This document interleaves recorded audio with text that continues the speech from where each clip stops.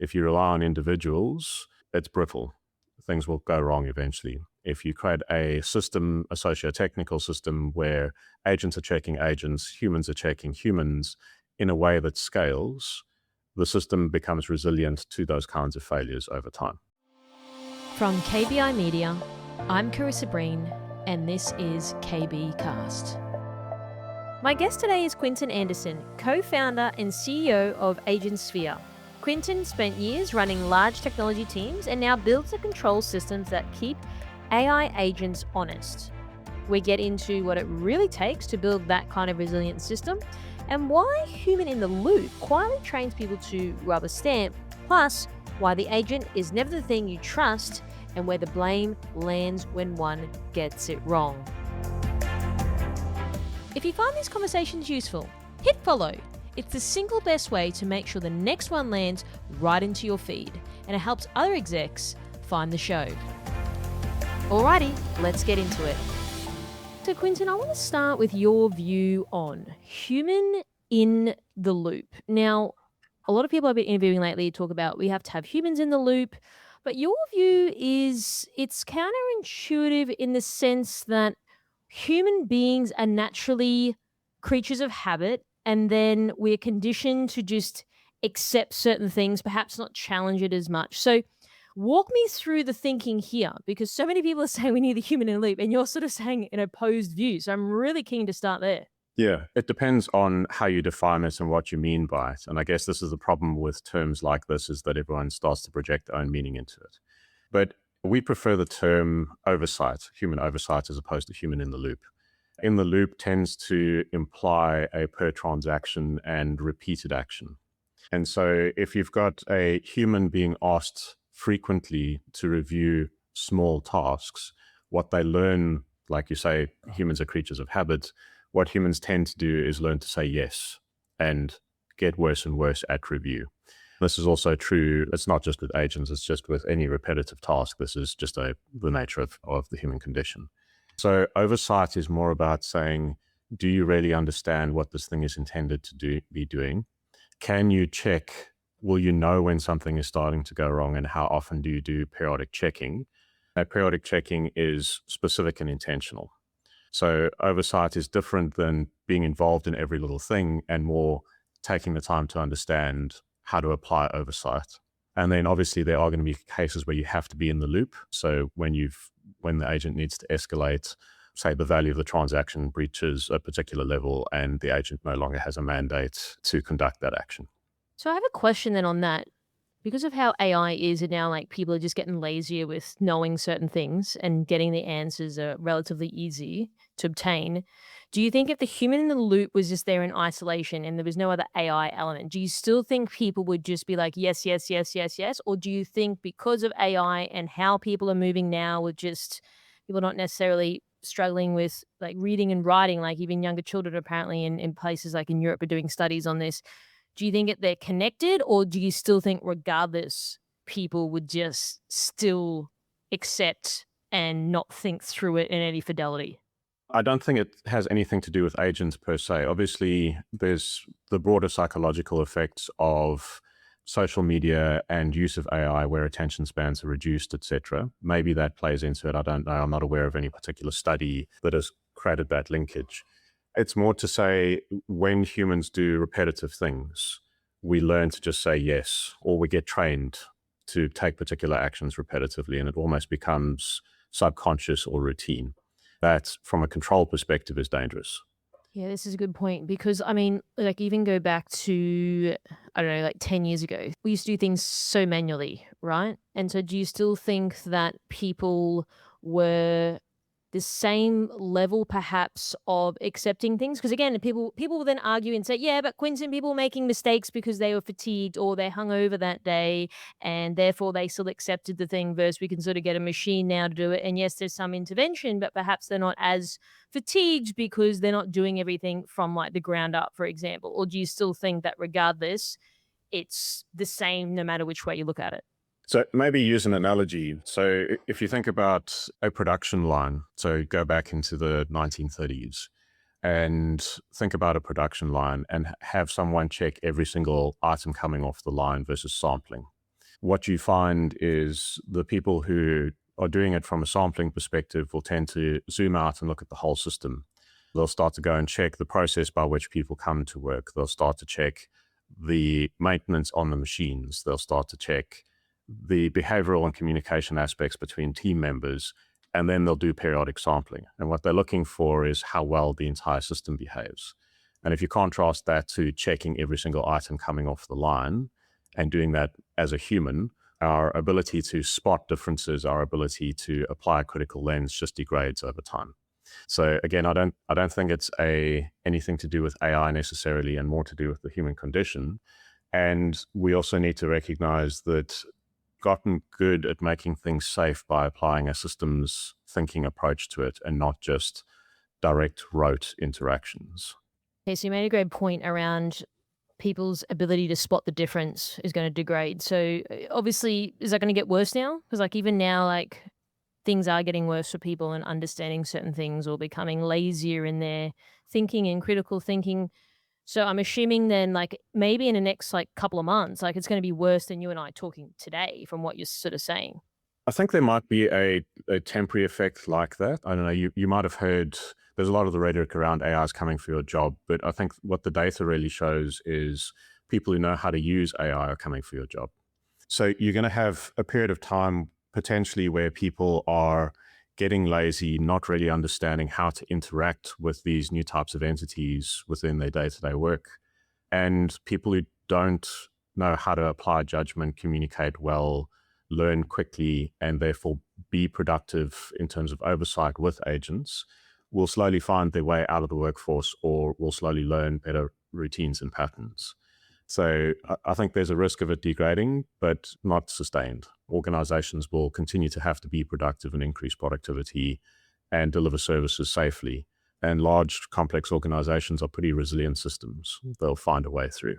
Okay, operative word productivity. So if we went through this sort of phase around, oh yes, we're going to leverage AI, we're going to be more productive, which I understand. But like now I'm talking to people and saying, yeah, but we've been looking at our tokenomics and perhaps the person that we thought a machine could do is actually is actually stemming to be more expensive to use the machine now.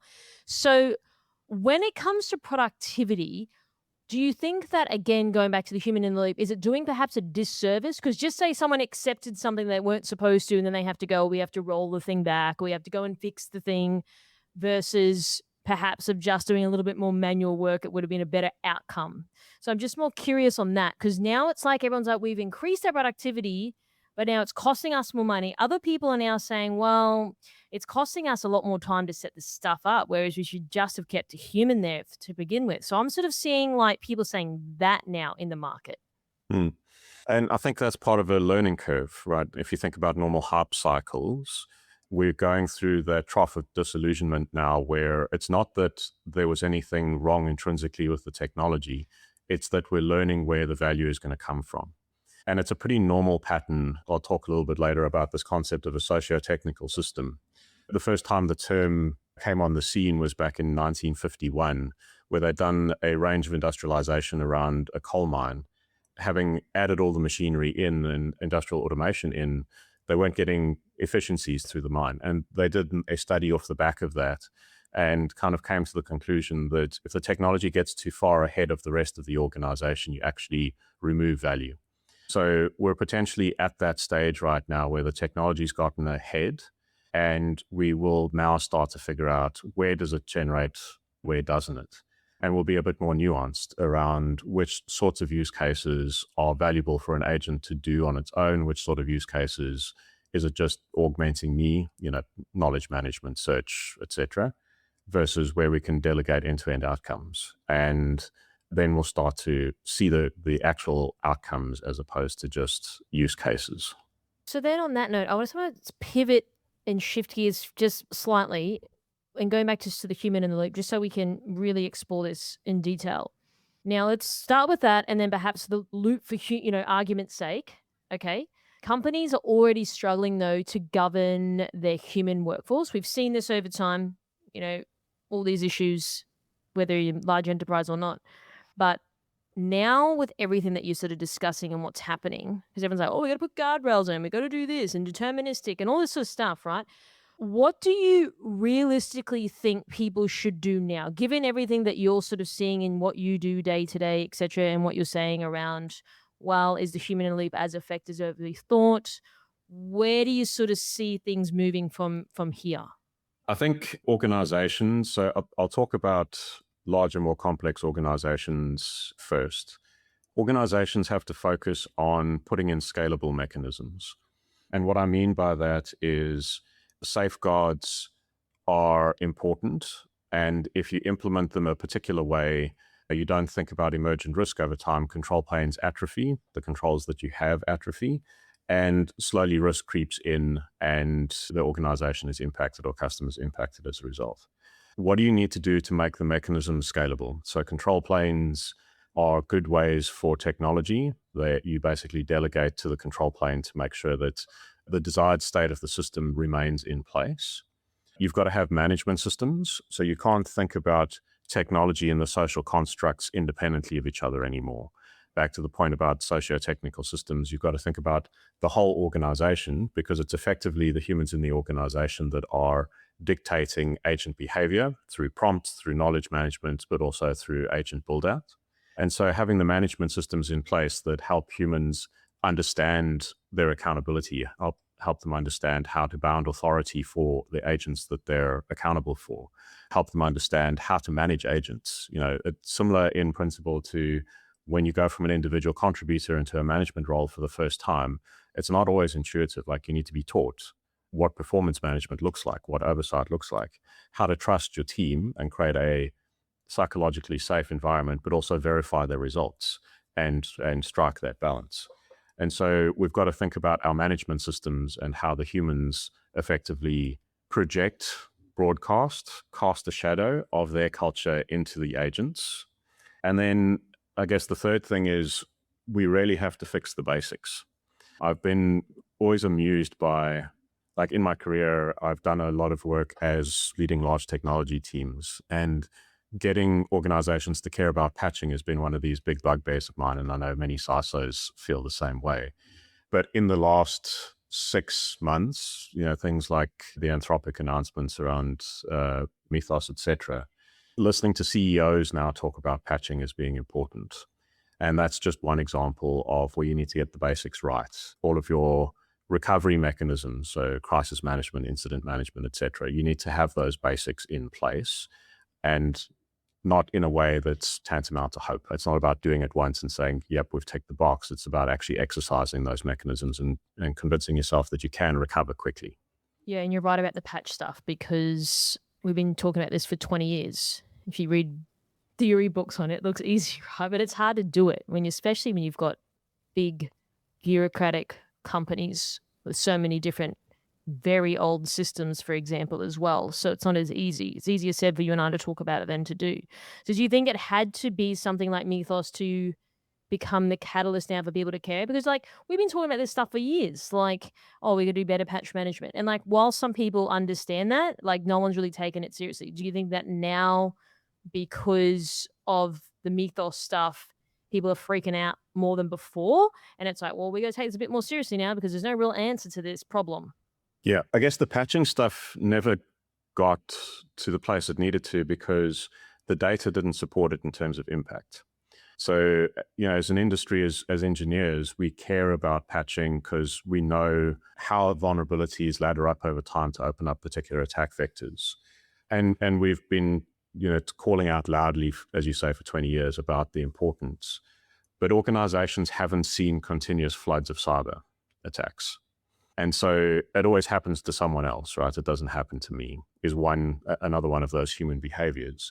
But by and large, organizations haven't been impacted at an individual basis. So they've seen lots of other companies get impacted by cyber, but you talk to a lot of CEOs, they haven't been through a cyber event themselves. And so what Mythos has done is basically said the likelihood of an attack has gone from, 20% in a given year. Now, whichever bad actors are out there have the tools to basically guarantee that they're going to get in at least once a year. And that's a very different prospect for a CEO to be sitting on, right? If they're looking at it and saying, I can spend 30 mil on patching, but the probability of a cyber event is quite low in the next year. I can reduce that a little bit. If you say to a CEO, the probability of a cyber event in the next year is almost certain, they'll go, what do I need to spend? Because the brand reputation alone is potentially ending. You're right. So, do you think, and I've spoken about this on the show before, do you think, unfortunately, we had to your word before around impact, we have to see that impact of companies constantly just getting hit, data breaches left, right, and center. Now, the whole mythos things, it's really added to it because, unless there was people were severely like dying from these breaches, and like, I don't know, you and I worked in a bank together. It's like one thing for someone to get their money stolen, you get it back, but you can't really get someone's life back, for example. And there's people that I've spoken to over the years that have said, until we get to that point, and this was way before Mythos was ever on the radar, they're like, we probably will have to get to that point, KB, until people start taking it seriously. But now, because of this, is it more that they can see it now and practitioners are saying, well, there's no real fix to this at the moment. We're just going to have to deal with what's coming. So do you think it's more that, unfortunately, we could have, like you said, could have spent $30 million on this sort of stuff, but until people can really see it, they're probably not going to move as fast. There's a whole bunch of like industry waves that get created around these things where impact is not necessarily a single thing. So to give you an example, for a lot of jurisdictions, the government has been very clear with critical infrastructure that they can't take using agents for attack vectors. They have to take it seriously. So if an actor's got access to a Mythos style model, and the open weight models are getting really, really powerful too, then you need to be able to withstand an attack from such an actor. And if you can't show us that you can do that, you're effectively representing systemic risk. And so you start off with your critical industries, military, banking, food security, so on and so forth. And they employ a huge number of staff within their organizations, but they also have a huge impact on the supply chain upstream of them. They will start to put constraints on organizations that supply to them. And so you get this wave of pressure to do the right thing or to fix some of these basics or to take these things seriously. Maybe in safety industries, events do occur, I hope not, but you can also get systemic risk emerge in other ways. So like the financial system is a classic one. You look at the impact of algorithmic trading and how quickly we went to highly regulated postures around algorithmic trading because of the systemic risk that it introduces. And once people start delegating payments to agents, think about the range of ways in which the fiduciary system can get unstable. So systemic risk will start to get realized, or lead indicators will start to crop up on that front. And so if you think about traditional payments and programmable money moving at the speed at which agents can interact, there's quite a few ways in which the systemic risk is going to rear its ugly head shortly. Okay, I want to know when you said we have to take it seriously, like companies have to take it seriously. What does that actually mean? Now, what I mean by that question is, for example, there's companies out there will say, we take it seriously, we invest all this money, we get all the top people in there, all these, expensive people working here. And then something happens and they go, but we took it seriously though. So do you think that, like, what is that? How do people know and define that? Because to the outside world, it'd be like, well, you didn't take it seriously because you had a breach. Or some people will say, well, I've been in now in 3 Australian breaches thanks to X, Y, and Z companies. So do you think that this whole, and that sort of ties into the whole trust thing, we have to engender trust and all that sort of stuff. Do you think, though, there's a little bit of virtue signaling in that? Yes, whilst we can say people invest in $100 million into this sort of stuff, whatever, but does that then define a company as taking it seriously in the eyes of a consumer, for example? So I guess it's one of these complex things, right? Because you can protect against thousands of attack vectors, and it's only the one that you didn't think through or didn't cater for that succeeds. So it's one of those classic game type scenarios where the definition of good enough constantly lifts. And so people taking it seriously, like regulators and boards have always taken it seriously. The minimum level that they had to meet higher now than it was a year ago. And so they've taken accountability when a lawyer applies a reasonableness test to them. So say a breach has occurred and they're being prosecuted. The reasonableness test is applied at a particular level. Did you hold the right people to account? Did you define controls? Did you assess risks? show me evidence that you did all of those things, then events like this occur, or basically the water level raises and people are asking for more specific controls. So it's not that you put a vulnerability management program in place. It's that you can show that your vulnerability management program patches 100% of vulnerabilities within 7 days.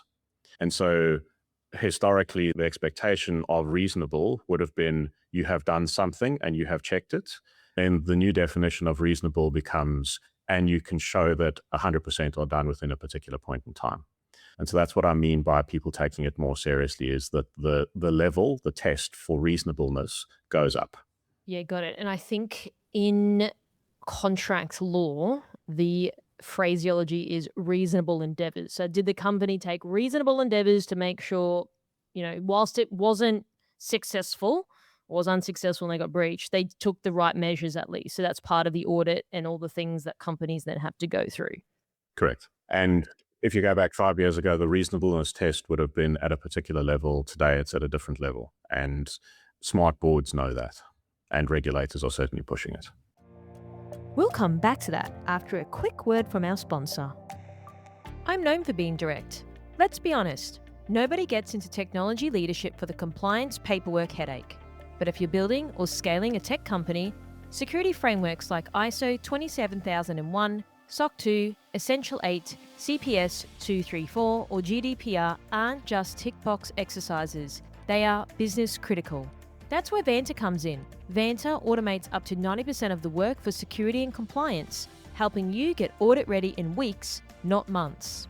It integrates seamlessly with your tech stack so you can spend less time chasing documentation and more time leading innovation. If you're a CTO, CISO, or head of security, it's worth taking a closer look. Visit vanta.com/KBcast. vanta.com/KBcast to learn more.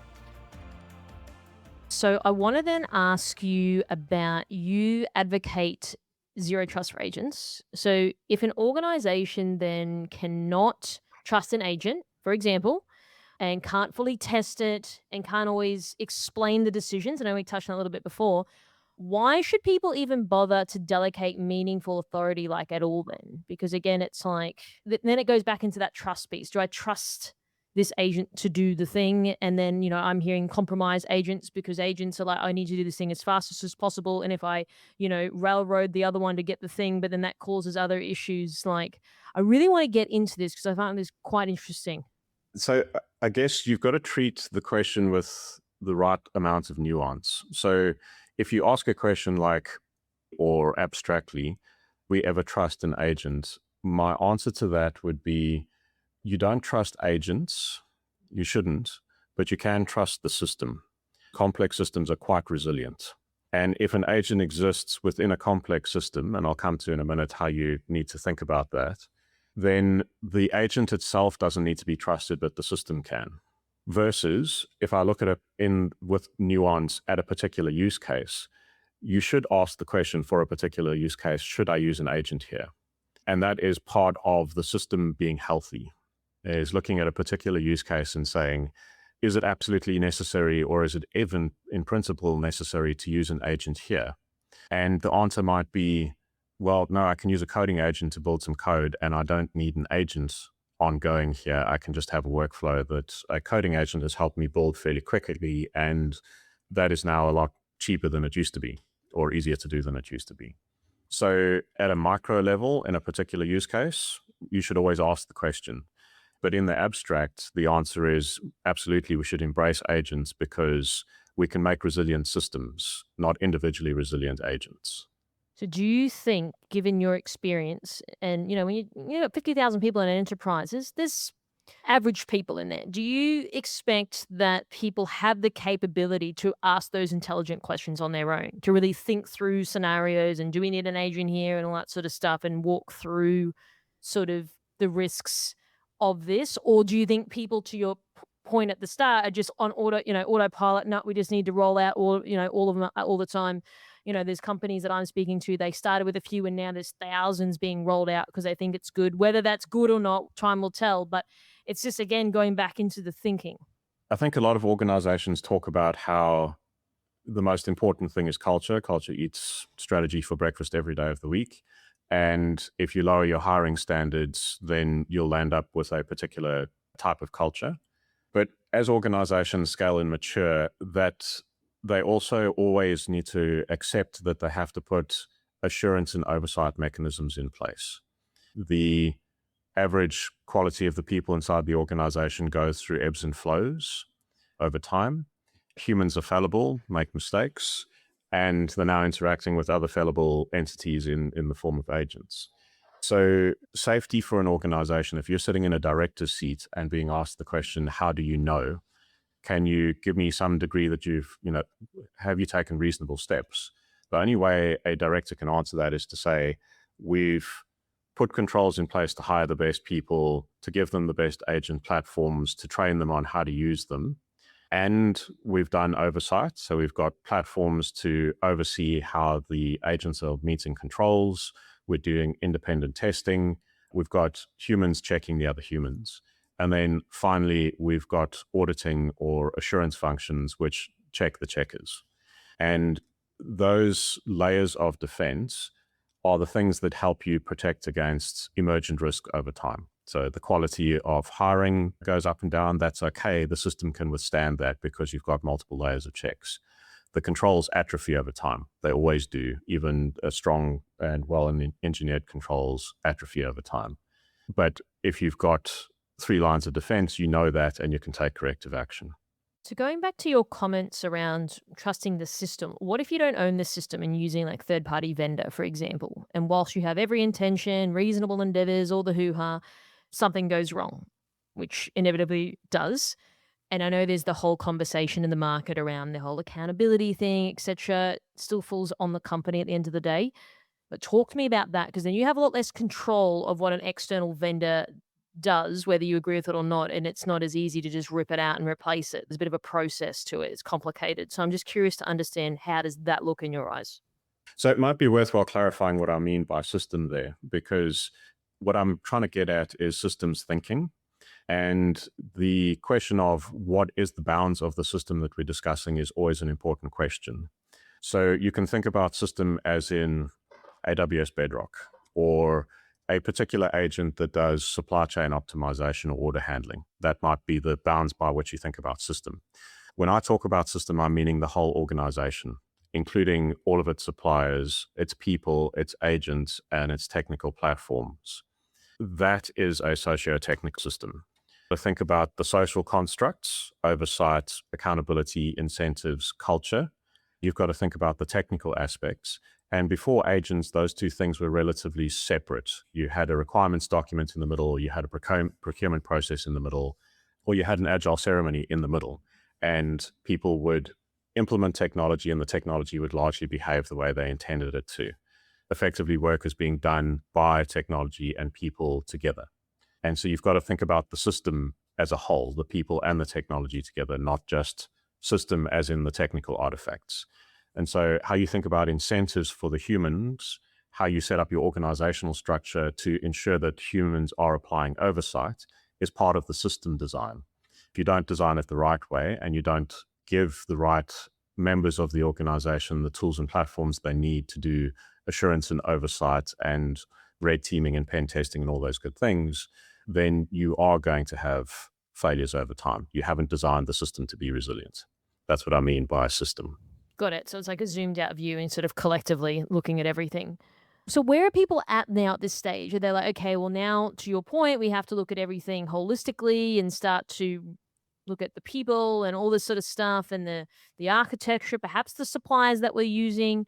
Maybe we don't need certain things anymore. We can scale it down, it decreases our risk, etc. So do you think people are in this stage of redefining what their companies look like? But then if you look at like a bank, like look how old some of their systems still are. So like, is it a bit of horses for courses because people are at different stages, other people are a little bit more mature, etc.? So I guess there's 2 questions in there, and I'll pick them up separately. First of all, a lot of organizations do have legacy technology, and it's been a long pain point of end of life, end of support, the disconnect between support costs versus fully amortized, etc. But The key thing has always been a prioritization one. It's really hard to justify patching something that or replacing something that is working well enough when you've got other priorities. What agent-based development has done is allow us to do those kind of patching, upgrade, and migration cycles faster. So we do have a really powerful tool in the toolbox to deal with legacy technology that we didn't 5 years ago.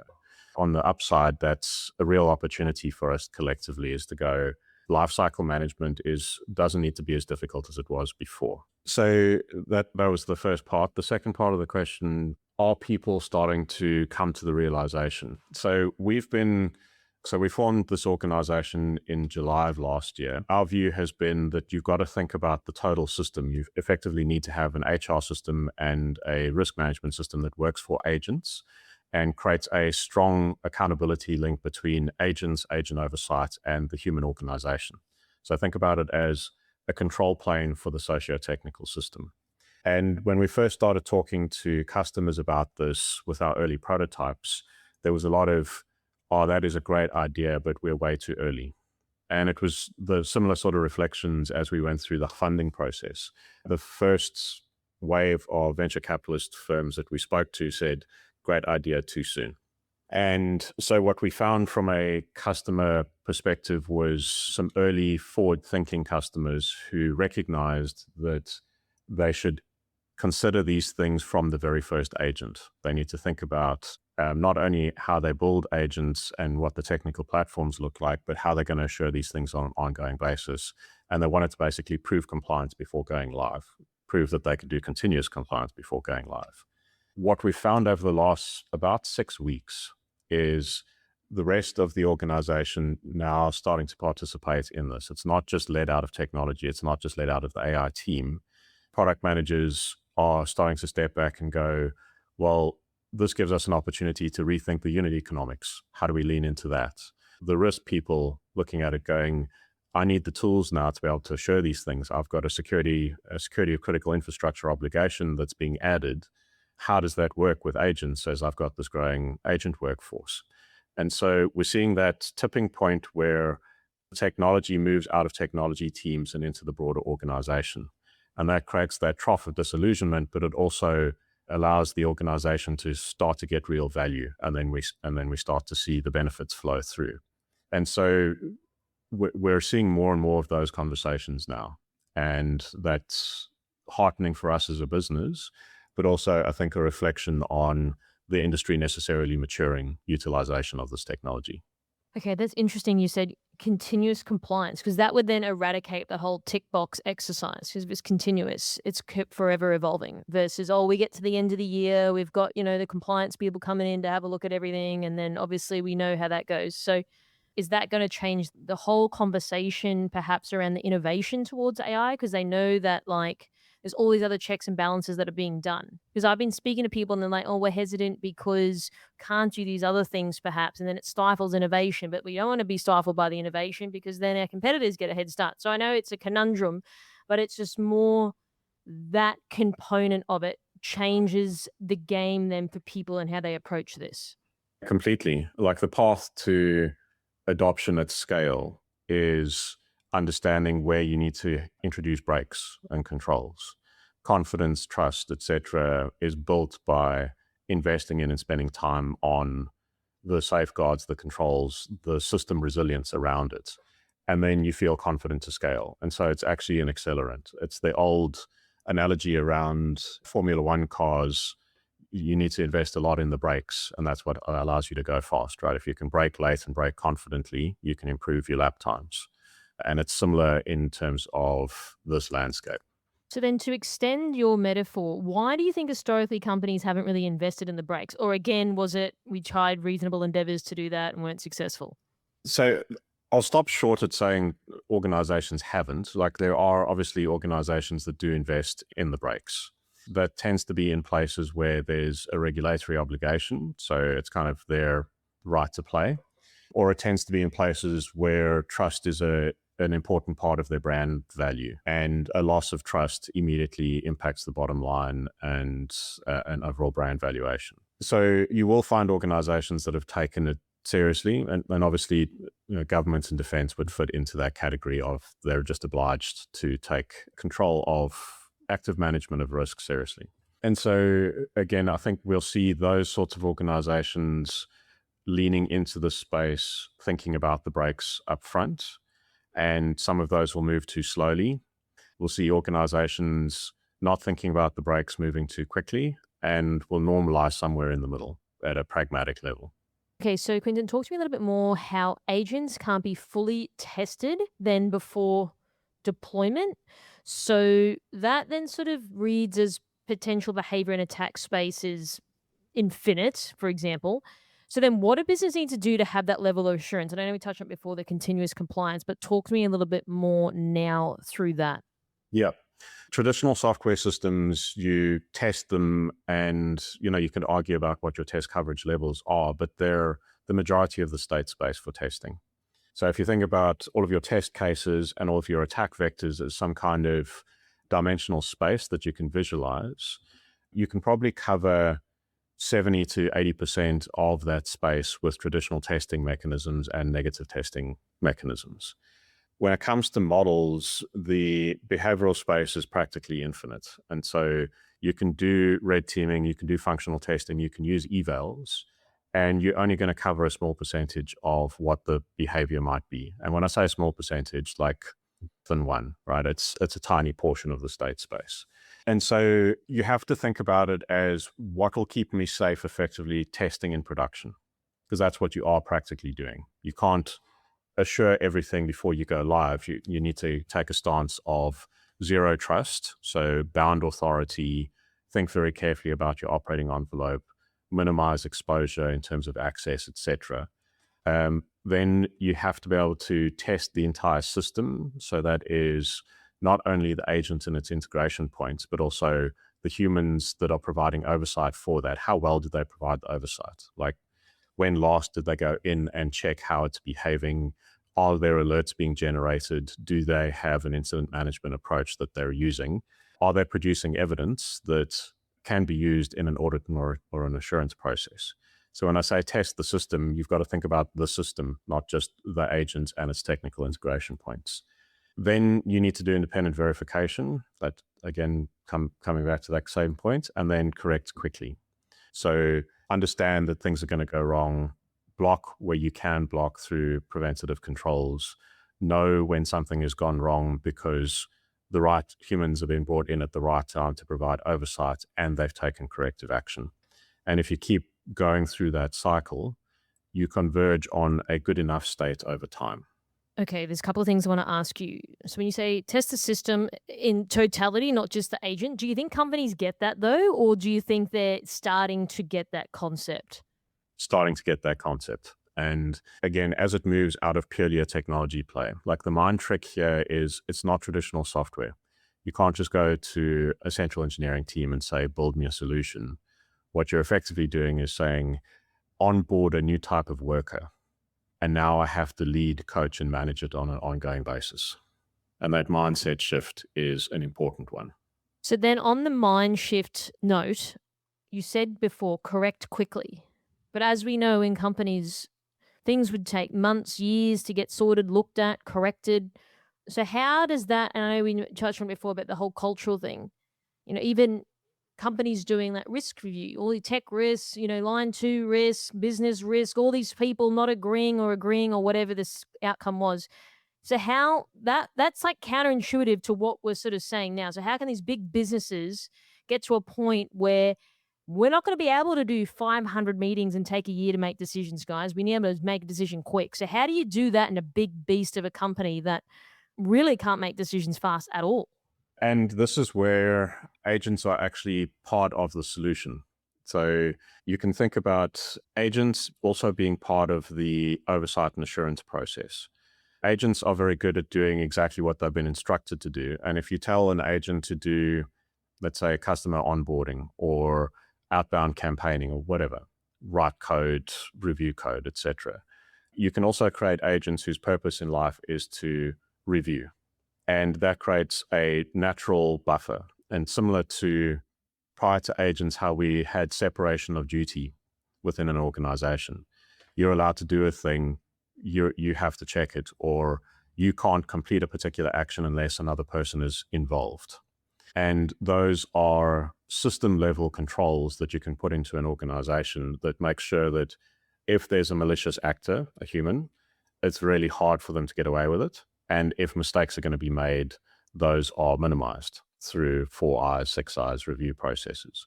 And so you can think about building your organization, your agent, your digital workforce in a similar way. You can add resilience into the system. So if I've got a line 2 or an HR person, they have the ability to build, configure agents that monitor other agents. And our platform specifically to do that kind of thing, provide control functions within the organization, scalable means to do assurance, to do oversight. And so while agents represent a problem, they also represent an opportunity in that it scales coders, it scales business processes, but it also allows you to scale the assurance functions and make the brakes better, coming back to the racing car analogy. Okay, so what's coming to my mind, maybe this sounds rudimentary, but I'm going to ask it anyway. Just say hypothetically, you're working through something, you've got these agents, they come up with something, play devil's advocate. Maybe it's opposite of what I think. Do you think we're going to see instances where humans just override the agent to be like, yeah, for example, they wanted the wall green. I think it should be blue, but therefore I've got an ego and I'm upset about it. So I'm just going to override the agent. Are we going to start to see that sort of scenario get played out now? I'd be very surprised if that isn't playing out now. And I'm not certain it's wrong either. It's really contextual, that kind of conversation, is to, like, you can't normalize over it abstractly like we are now. It's use case by use case. So take a coding agent example of, I'm taking this particular design approach and the human says, no, there's some context that you don't have and this is the choice I want you to make. And that's important because humans still apply judgment, but also agents have finite context. And so humans being able to say, nah, I'm overruling you is potentially correct. It's also potentially incorrect in the human applying bad judgment, internal biases, etc. But again, the answer to that is the system as a whole, the individual. If you rely on individuals, it's brittle. Things will go wrong eventually. If you create a system, a socio-technical system where agents are checking agents, humans are checking humans in a way that scales, the system becomes resilient to those kinds of failures over time. And do you also see the agents becoming like an adjudicator, sort of to be like, if you and I can't agree on what should happen, do you see scenarios where people fall back on the agent? So I'll give you an example. So sitting historically, security issue, sitting with the service owner and the project manager and all these people. No, you won't be able to go live with your project because of these reasons. These are too high the risks. Then they'll call up John, who's been there for 40 years, and he'll say, no, I'm accepting all the risks. John doesn't know what he's accepting. So in the eyes of a security person, it shouldn't have happened. But then we get overridden because it's like, well, this guy wants to get his bonus for the year. He's just going to accept the risk. And then who cares? Someone else's problem. So in that scenario, technically it was probably right, the security team saying, no, we can't go live with it. But then you've got other people, to your point, around biases, and people have got their own ulterior motives, or we have to have this thing live, etc., KPIs. So I'm just looking at that as a real scenario. Would people then fall back to the agent to be like, well, what do you think as a relatively independent party on this matter? Like you would in any sort of like mediation. So that's why you have a mediator, to be like, we have opposing views. So like, do you see that as a potential thing playing out? Absolutely. And again, I think it's going to be use case specific as to how much you accept the mediation of an agent versus use agents and LLMs as a way to bring more facts and research rapidly into a conversation.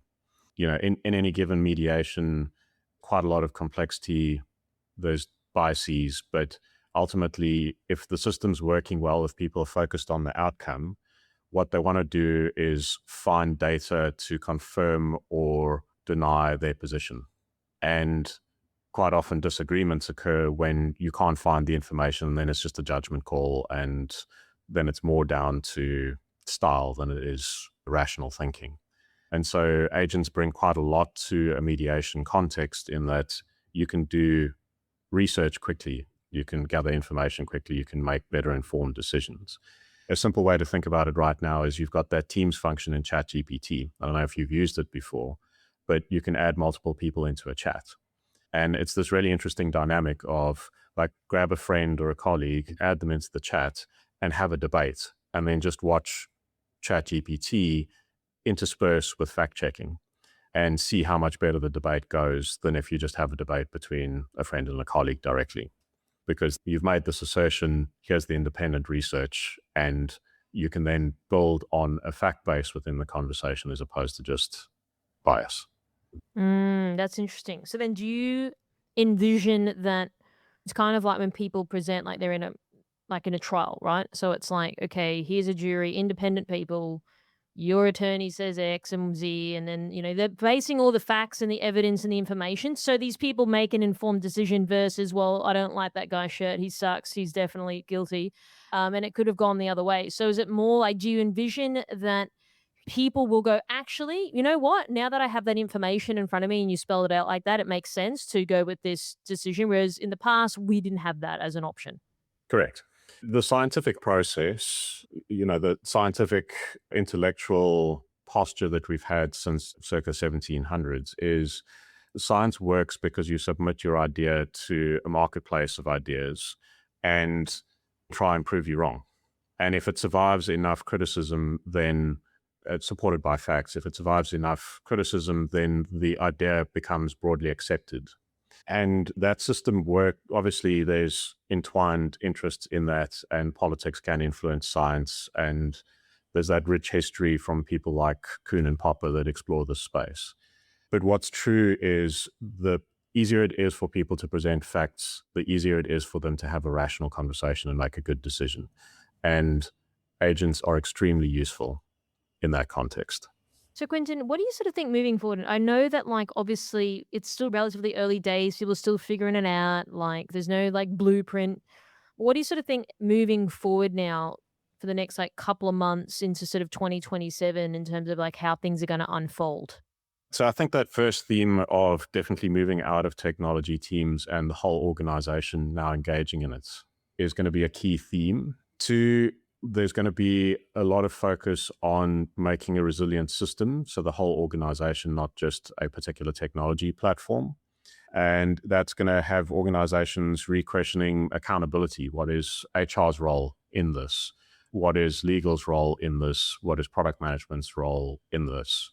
And starting to evolve hiring practices and training away from skills-based and more towards generalist experts in terms of training and hiring. People who are inquisitive, learn quickly, communicate well, know how to use the AI tooling are going to start to outperform, for want of a better word.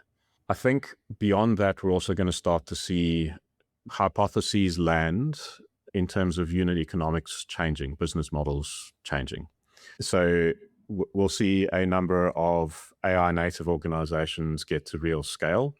And then people will start to look at those entirely novel ways of thinking about organizations and go, actually, this is where the unit economics is changing. Productivity won't become how do we remove a person? It will be how do we rethink supply chain completely? And that is where the real productivity is going to start to come from. It's not doing the same thing for cheaper, it's rethinking the value proposition entirely and the unit economics as a result. That was Quinton Anderson, everybody. What's staying with me is his line that the brakes are what let a Formula One car go fast. And the same holds for agents. The companies that spend on oversight first are the ones that get to scale. If you're a CEO listening to this, stop asking whether you can trust the agent and start asking whether the whole system around it can catch that agent the moment it could be wrong. I read every reply. If you got some thoughts on this one, send me a message on LinkedIn.